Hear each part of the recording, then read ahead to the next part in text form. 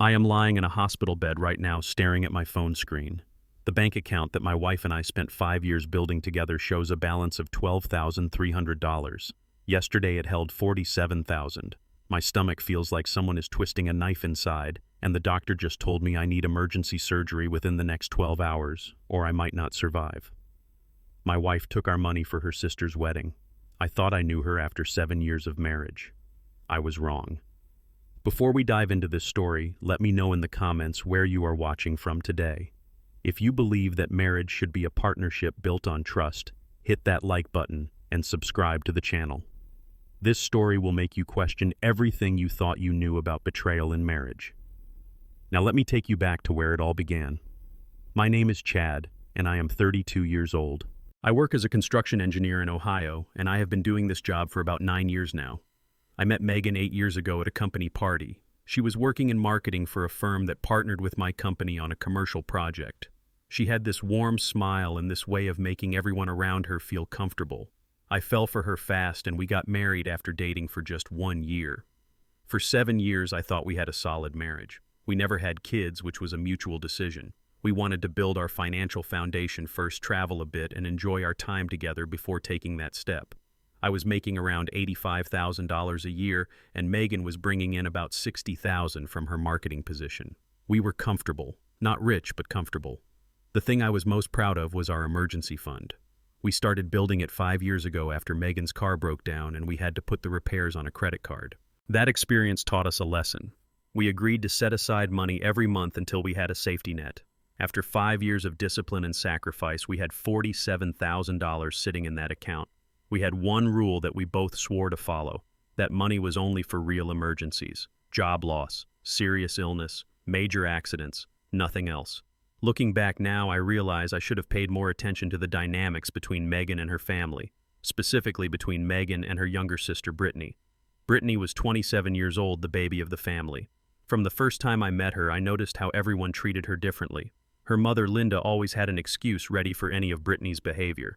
She would say things like, "Brittany is more sensitive than other people. She needs extra support. You have to understand her." Megan's father, Frank, was a quiet man who avoided conflict like it was a disease. He just went along with whatever Linda decided.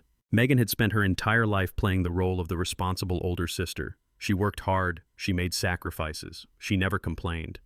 And whenever Brittany needed something, Megan was expected to provide it. I saw this pattern repeat itself over and over again. The clearest example happened 2 years into our marriage. Megan and I had planned a trip to Hawaii to celebrate our 5th wedding anniversary. We had been saving for months. We had booked the flights and the hotel. Everything was ready.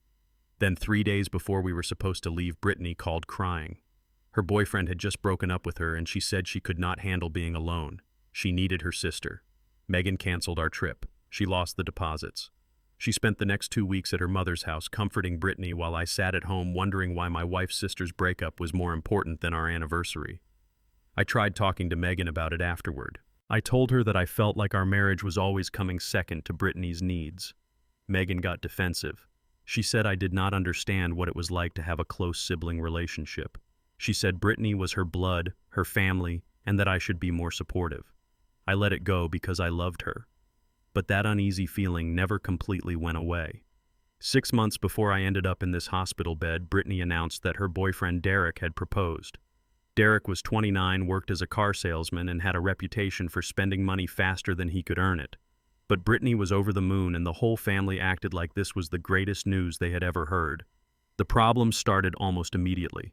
Brittany announced that she wanted to get married within 6 months. She did not want to wait. She had already picked out a 5-star resort as the venue. She had visions of a dream wedding with hundreds of guests, designer everything, and no expense spared. The estimated cost was around $75,000. Brittany and Derek had maybe $12,000 saved between them. Derek's parents said they could contribute $5,000. That left a gap of nearly $60,000 that somehow needed to be filled. I remember the first time Linda brought up money at a family dinner. She looked directly at Megan and said that Brittany needed help making her dream come true. She said this was the most important day of Brittany's life and that family needed to step up. I spoke up immediately. I said that I thought Brittany and Derek should plan a wedding that fit their budget. I said that plenty of people have beautiful weddings without spending enough money to buy a house. The table went silent. Linda looked at me like I had just insulted her ancestors. Brittany's eyes filled with tears. Derek suddenly found his plate very interesting. Frank stared at the wall. Later that night, Megan and I had a long conversation. I told her that I was not comfortable using our savings to fund someone else's extravagant wedding. I reminded her of our agreement about the emergency fund. She promised me that she understood. She swore that she would not touch our emergency money. She said she would help Brittany find other solutions. I believed her, but I started noticing things. Megan would step outside to take phone calls. She would come home from visits to her mother's house looking stressed and tired. When I asked what was wrong, she always said it was nothing, just family stuff. I should have pushed harder. I should have asked more questions. Instead, I trusted my wife. That was my mistake. 3 weeks before Brittany's scheduled wedding date, I started feeling pain in my abdomen. At first, I thought it was just stress from work. We had a big project deadline approaching, and I had been putting in extra hours. I took some antacids and tried to ignore it, but the pain got worse. It started as a dull ache and slowly transformed into sharp stabbing sensations that would hit me without warning. By the end of the first week, I was having trouble sleeping. I developed a low-grade fever that would not go away. Megan noticed that something was wrong, but she seemed distracted. Every conversation we had somehow circled back to the wedding preparations. She was helping Brittany with seating arrangements, menu selections, decoration choices. Her sister's big day was consuming all of her mental energy. After 10 days of suffering, I finally went to see a doctor. I sat in that examination room while they ran tests, and I could tell from the nurse's face that something was serious. When the doctor came in, he did not waste time with small talk. He told me that my gallbladder was severely inflamed and that there were signs it might rupture. He said I needed surgery within the next week to avoid potentially life-threatening complications. If my gallbladder burst, I could develop sepsis, blood poisoning. That could kill me. The surgery and hospital stay would cost around $32,000 after my insurance covered its portion. I sat there in shock, trying to process what I had just heard. My first thought was that we had the emergency fund. This was exactly the kind of situation we had been preparing for. We had the money. I called Megan from the parking lot. I told her what the doctor said. I explained that I needed surgery within a week and that it would cost about $32,000. There was silence on the other end of the line, a long, uncomfortable silence that made my stomach hurt even more than it already did. Finally, Megan spoke. Her voice sounded strange, almost hollow. She told me to come home so we could talk about it in person. I drove home with a growing sense of dread. Something in her tone had set off alarm bells in my head. When I walked through the front door, I found Megan sitting at the kitchen table. She would not look me in the eye. I asked her what was going on. I asked why she was acting so strange. She took a deep breath and told me she had something to confess. Over the past 2 months, Megan had withdrawn $35,000 from our emergency fund. She had given it to Brittany to pay for deposits and vendors for the wedding, the venue, the catering, the flowers, the photographer. All of it had been paid for with money that was supposed to keep us safe. I asked to see the bank statement. She handed me her phone with the account pulled up. The balance showed $12,300. My hands were shaking. I asked her when she did this. I asked her why she did not tell me. She said she had done it gradually, a few thousand at a time over the past 8 weeks. She did not tell me because she knew I would say no. She thought she could figure out a way to pay it back before I ever noticed. I felt like the ground had disappeared beneath my feet. I told her that I needed surgery. I told her that the doctor said my life was at risk. I asked her how she could have done this. The words that came out of her mouth next are burned into my memory forever. She said that I could wait. She said that Brittany's wedding was only 3 weeks away and that I could hold off on the surgery until after the big day. She said the doctor probably was being overly cautious. She said that surely I could manage for 3 more weeks. She said it was her sister's special day. I stood there looking at the woman I had married, the woman I had shared my life with for 7 years, and I realized I was looking at a stranger. My wife had just told me that a party was more important than my life. I asked her if she understood what she was saying. I asked her if she realized that I could die. She started crying. She said I was being dramatic. She said that people delayed surgeries all the time and that I was making her feel guilty. I walked out of the room. I could not stand to look at her anymore. The next few days were a nightmare. I tried to find other options. I looked into bank loans, but the approval process would take too long. I called my older brother Kevin, who lives in Texas. Kevin immediately agreed to lend me $20,000, but he needed 3 days to transfer the money from his investment account. I tried to hold on. I took painkillers. I stayed in bed. I hoped my body would cooperate for just a few more days. On the third night, the pain became unbearable.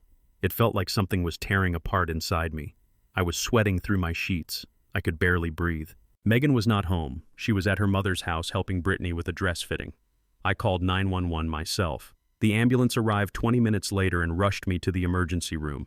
Dr. Patterson examined me and told me that my gallbladder was on the verge of rupturing. I needed surgery within 12 hours, or I might not survive the night. The hospital needed a $20,000 deposit before they could proceed. I tried calling Megan. She did not answer. I called again. No answer. I called a third time. Still nothing. 45 minutes later, my phone finally rang. Megan's voice sounded annoyed when she asked why I had been calling so many times. She said she was in the middle of something important.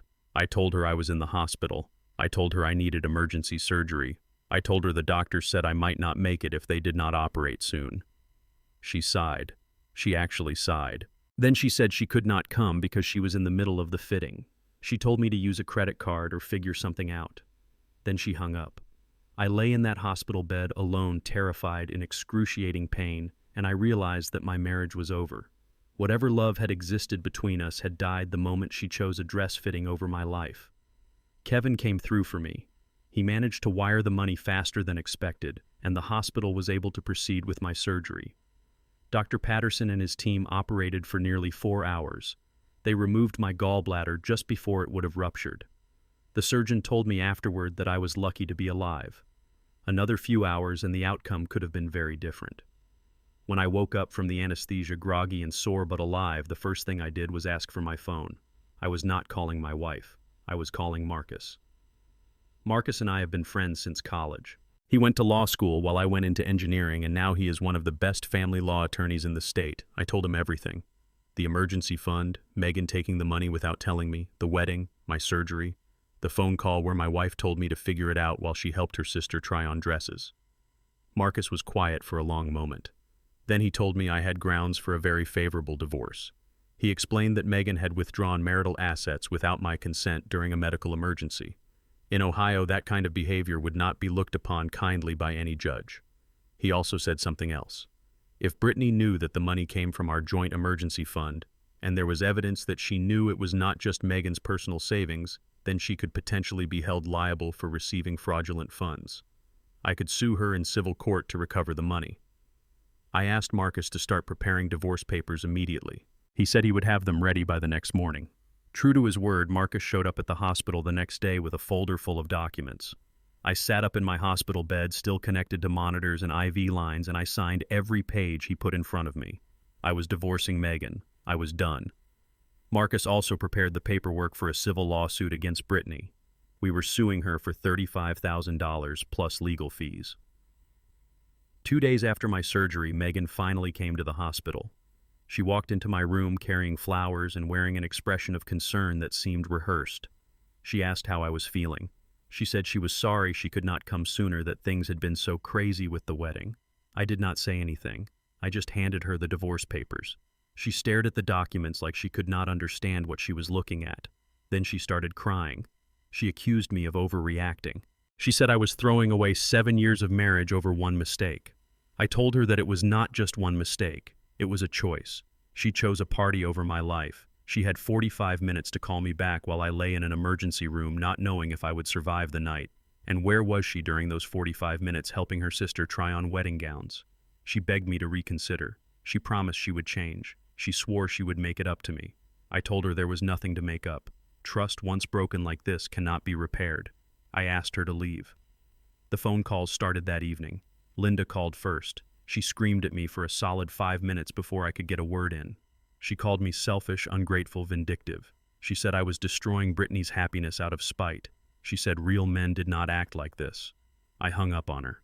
Frank called next. His voice was tired, defeated. He did not yell. He just said he understood and that he was sorry.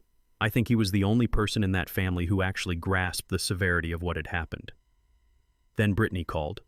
She was sobbing, her words coming out in broken fragments. She insisted she did not know the money came from our emergency fund. She claimed Megan told her it was personal savings that Megan had been setting aside for years. She said she never would have accepted it if she had known. I might have believed her if Marcus had not already done some digging. He had found text messages between Megan and Brittany. In one of them, dated 6 weeks earlier, Brittany specifically asked if Megan was sure about using the joint emergency fund. Megan replied that I would never find out and that by the time I noticed she would have figured out how to replace it. Brittany knew. She knew exactly where that money came from and she took it anyway. The lawsuit hit Brittany like a truck. Derek, her fiancé, had not known about any of this.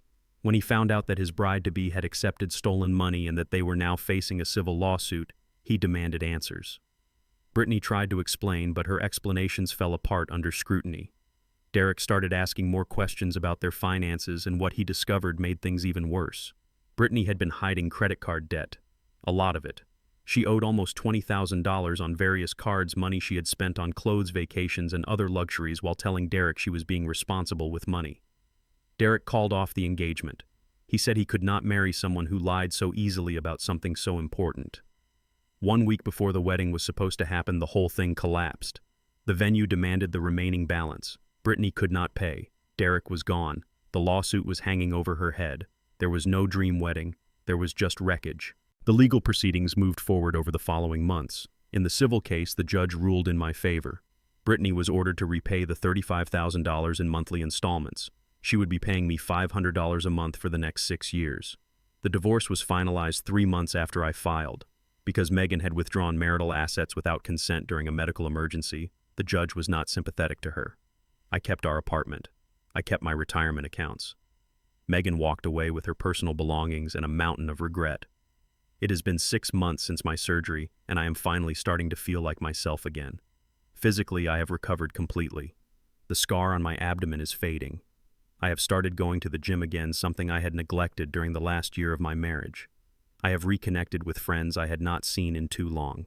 My brother Kevin flew in from Texas and stayed with me for 2 weeks right after the divorce was finalized. Having him there reminded me what family is supposed to look like. Family is supposed to show up when you need them. Family is supposed to put your well-being ahead of a party.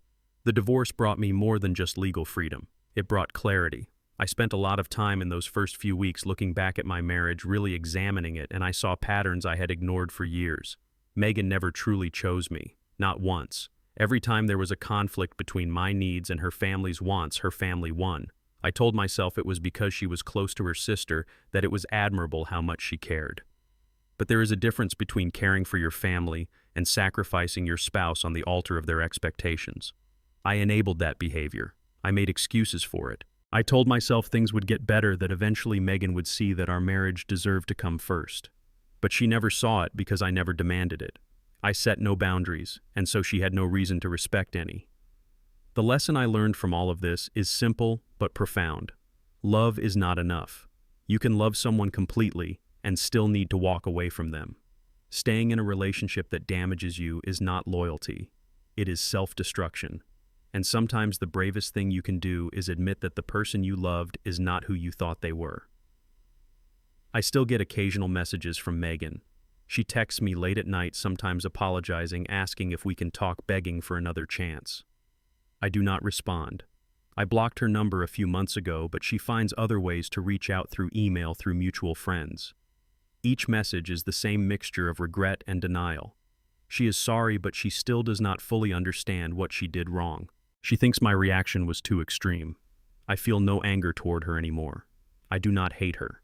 I simply feel nothing. That void where my love used to be is not filled with bitterness. It is filled with peace. I am free of a situation that would have slowly destroyed me if I had stayed. Brittany is still paying me $500 a month. I hear through various sources that she moved back in with her parents. Her relationship with Megan has become strained. Apparently, she blames Megan for not warning her that I might take legal action. Megan blames Brittany for causing the divorce. Linda blames everyone except herself and her precious younger daughter. I do not follow their drama. It is no longer my concern. I have started dating again. Nothing serious yet. I am taking my time learning to recognize warning signs I missed before. When someone shows you who they are, believe them the first time. I wish I had understood that lesson earlier, but I understand it now. I still believe in love. I still believe in marriage, but I also believe in myself now in a way I did not before. I believe that I deserve someone who would sit by my hospital bed, not someone who would choose a dress fitting over my life. I deserve a partner who sees our relationship as sacred, not as secondary to other obligations. Sometimes the greatest betrayal does not come from an enemy. It comes from the person who promised to stand beside you through sickness and health. And sometimes walking away from that person is not a failure. It is the most courageous act of self-love you will ever perform. If you are in a relationship right now where you feel like you always come second, where your needs are constantly pushed aside for someone else's wants, I hope my story gives you the courage to examine that situation honestly. You deserve better. We all do. So let me ask you this. If you were lying in a hospital bed facing a life-threatening surgery and the person you trusted most in the world told you to wait because someone else's party was more important, what would you do? Would you stay? Would you forgive? Or would you finally see the truth that had been hiding in plain sight all along? Drop your thoughts in the comments below. I read every single one and I genuinely want to know what you think. If this story resonated with you, please give it a like. It helps more people find these videos. And if you have not already subscribed to the channel and hit that notification bell so you do not miss any future stories. Thank you for watching and for being part of this community. I hope that wherever you are in your own journey, you find the strength to value yourself the way you deserve to be valued. Take care of yourselves and remember that your well-being matters. It always matters.